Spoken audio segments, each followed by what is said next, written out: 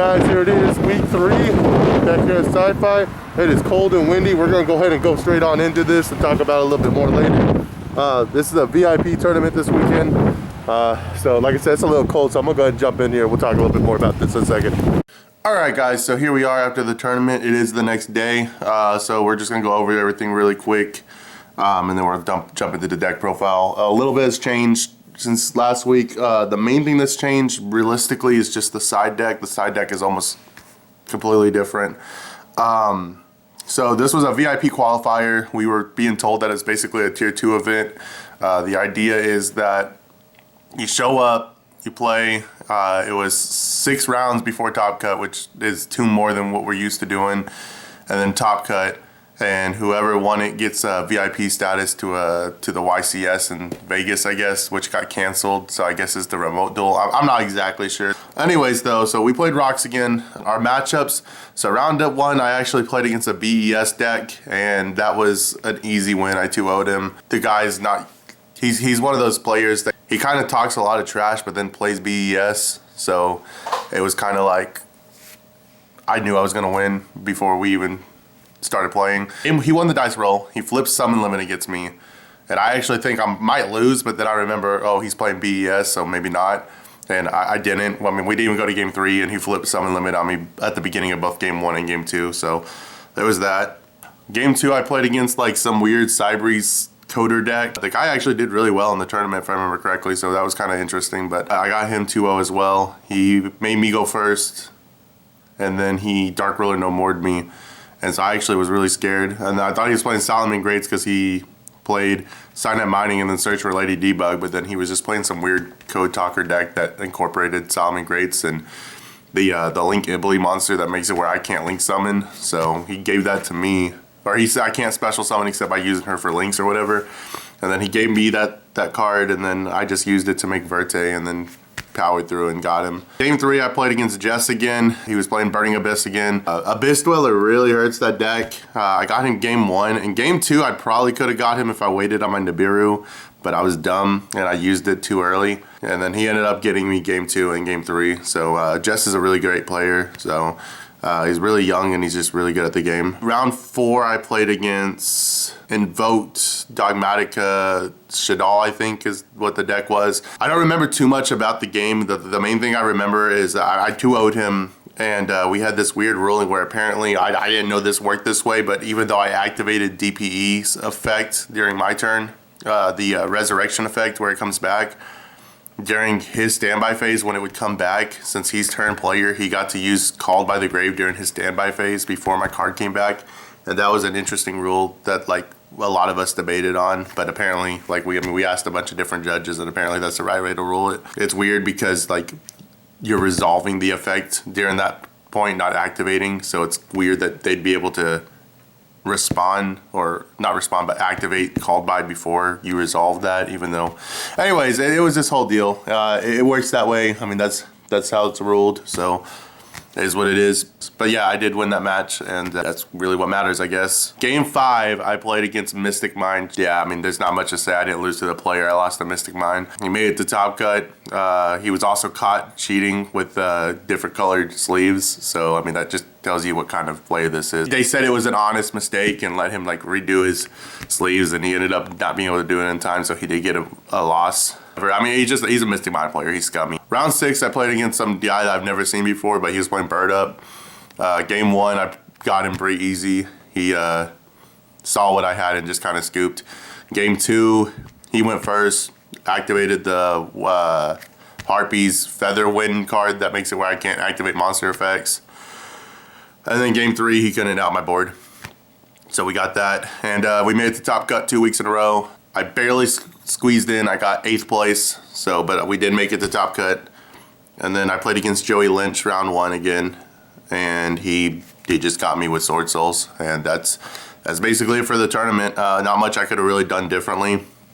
I learned a few of my cards do different things that differently than I thought they did.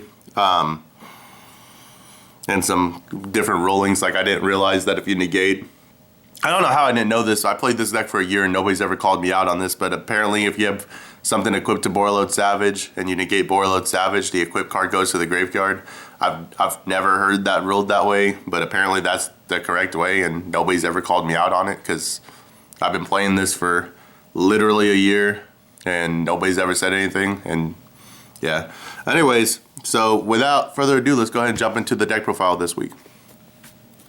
All right, guys, so Adamancipator again, 3 Researcher, 3 Seeker, 3 Analyzer.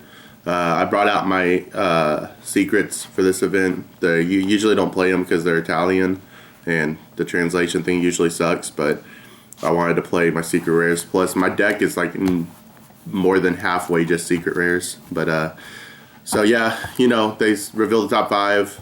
Special summon a rock, pretty good. 3 Roxys, 1 Dropsies. So I'm bad at this game, and I'll admit it. That's why I'm a local player, and this is progression of the Duelist. These cards can special summon from the hand, and I did not know that. I thought they had to strictly special summon from the deck. And so there's been a few times where I would use Roxy's Graveyard Effect to draw a card and then attempt to special summon, but the card I would draw would be this. And so I would think that I couldn't resolve this anymore. And somebody actually corrected me on that. And yeah, reading your cards, guys, it really helps. But yeah, that's what they do. And then we play the 2 Supplier, which gets you to your 3 Guardian. You know, this is an extender. This is a negator. I prefer this over this. Like a lot of people ask me why I don't play 3 of this and 2 of that instead. The reason why is because getting this out off of your first like reveal with your tuners instantly saves you from Nibiru, and you usually have at least 1 other extender. I mean, the whole deck is basically nothing but extenders, and so losing 1 of them for that negate power just is better. A lot of people play 3 of this, and it's good at 3, and if I could play it at 3 I would, but I'm already at 42 and I don't want to go any higher than that, so yeah. And then we play the 2 Doki. This might be something you could take out for a supplier. I see some people playing this at 1. I see some people playing it at none. I don't know. I like it at 2. It comes up. But I may test it out at 1. It just depends. Free draw power. This is another thing I could take out the other Doki for, because seeing this almost always helps me out, because there's a lot of the times where like I'll end with the forbidden droplets, and having that extra draw, you know, for an extra forbidden droplet is really nice. So 2 Gargoyle. We've been playing this for 2 weeks now, and yeah, it's not going anywhere. This is another thing that nobody's really playing, but like if you're playing Small World, this is really nice because it allows you to take your Nibiru out of your main. And when you're going first, like if you know you're going first, Nibiru is just kind of dead. So it's kind of good to take this out, or take Nibiru out. The only time that taking Nibiru out may hurt is with your Dragite play, which is when you're going second, is when you're trying to make Dragite anyways. So yeah, and it's a free sum. If you normal summon, it's a free special summon. So again, it's another extender. Help you get to Hulk and stuff like that. So the 2 main deck Nibirus, we upgraded from gold to secret.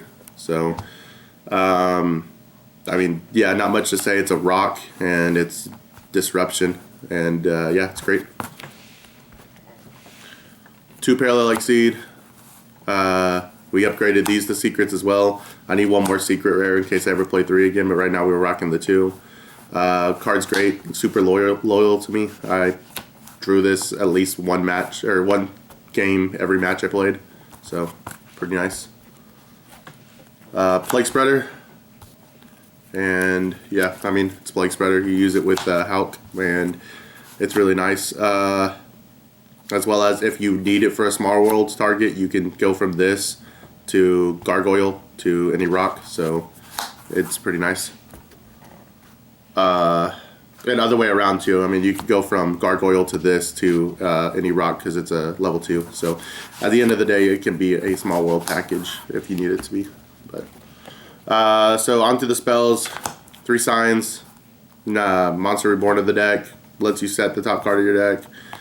This won me a lot of games. There was one game where like top deck in this like literally just won me the game. So that was pretty nice. 3 Small Worlds, best card in the deck in my opinion. I love this card. It just helps you so much. It helps this deck so much. 3 Forbidden Droplets. We finally have 3 of them, so we played 3 of them. Came up a lot, helped me in a lot of matches. Something I like to do is I like to send the equipped card that's equipped to Borreload Savage to the grave, because Borreload Savage still gains the counters to like, you know, in the middle of the battle phase to negate an attack, or not negate an attack, but negate effects as well as half their attack. I did that against a construct mid-battle phase, so that was pretty cool. And then DPE. I love and hate this package at the same time. It's great because DPE is such a strong card. I hate it because I have to play 5 cards that do nothing for my deck other than make DPE. You know, this is 5 extra cards that when I go to reveal are dead. So anyways, so that's it for the main. Going into the extra and then the side, we do play 2 copies of Raptite. I still think 2 is the correct ratio on this for recovery plays. Unless you're going to start playing the wind statue or whatever to bring back your synchro. 1 Dragite. Dragite's nice. You know, return things to the hand as well as negate spells and traps. And then your Omni Negator, so that's pretty nice. Borreload Savage. Almirage. It didn't come up at all today, but the Prank Kid engine. You're playing Prank Kid, so you kind of have to play this. You could play Bow Wow to continue going further if you really wanted to, but Hulk to get to your Plague. Verte to guarantee that you're going to make DPE. Unicorn. Unicorns, I threw this in the deck to help me with killing with access code, so it's really nice. Apollousa. I had somebody negate my Apollousa today.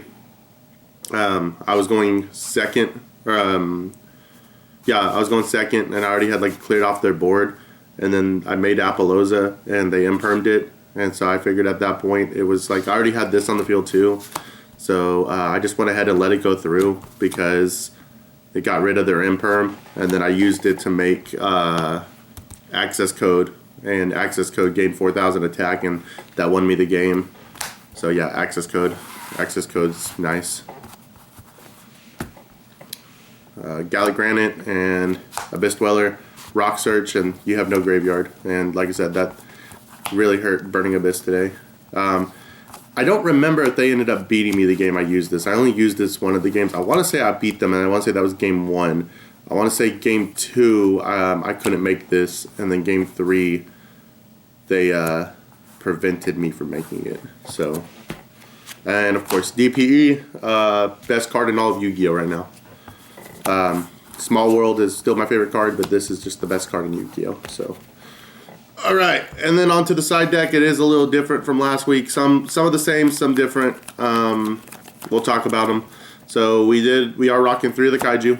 I wanted everything to be at 3 as close as I can get it to 3 today, because it was, you know, we knew we were gonna have a lot more players and a lot better players, and so this was for Bird Up. I only saw Bird Up once, and it didn't come up, but this was for Bird Up, as well as Fluanderies. Lancia, the theory was this was for Fluanderies. I don't know, a guy told me it wasn't good for him, but that same guy also tells me nothing's good for anything, so I don't know if I believe him. So, anyways, yeah, Lancia. This was for Mystic Mine, and it didn't work against Mystic Mine, so that kind of sucks, but it happens. I was stupid in the Mystic Mine matchup and thought making them go first and was the play, and then OTKing them, because the guy had like been bragging about what he had been doing all day. He said that he would use a Moto Wado to stop people from activating effects and then play Mystic Mine. So my thought process was make him go first so he can't do that play, and that was stupid, and I don't know why I thought that. I have a Spice tech that I'm going to try for Mystic Mind next time I see him. I'm going to keep it in my binder, and next time I see him, I'm throwing it in my side deck. So we'll see how that goes. But for now, that's what I had. 3 Dark Ruler no more because we took it out of the main. It goes into the side. This card's too nutty not to play. So, yeah. And then 3 Infinite Impermanence in the side. This is for if you know you're going first. Or sorry, if you know you're going second. I usually take my DPE engine out. Some people might think that's insane, but to me, like I said, they're dead. And so I'd rather see something like this in Dark Ruler than the DPEs, because I know my deck already does insane stuff. And seeing this is enough to make it where I can win the game. And it came up. It won me a few games. So yeah, that's the deck, guys. This was Progression of the Duelist, episode 3. We were 4 and 3 today, if you count everything. It was 4 and 2 before Top Cut, and then X1 and Top Cut, and well, I guess it would be 0-1 in Top Cut, but yeah, and yeah, so we are doing pretty well. 2 weeks in a row Top Cut. Goal next week, do a little bit better. Maybe go make it back to Top Cut again. Maybe make it to the final round of Top Cut. We'll keep it going. I'm probably going to start a counter at the end of each one of these episodes starting next week to keep track of what my record is for the year. And that's the goal, guys. So let me know down below what you guys think. We will not keep playing Rocks, by the way. Rocks is my favorite deck right now, and it'll probably be used a lot during this series. But right now, I'm waiting for the banlist to come out. And then after the banlist comes out, depending on what they do to Bird Up, I will move to Bird Up, or maybe Fluanderies is something I'm thinking about investing in.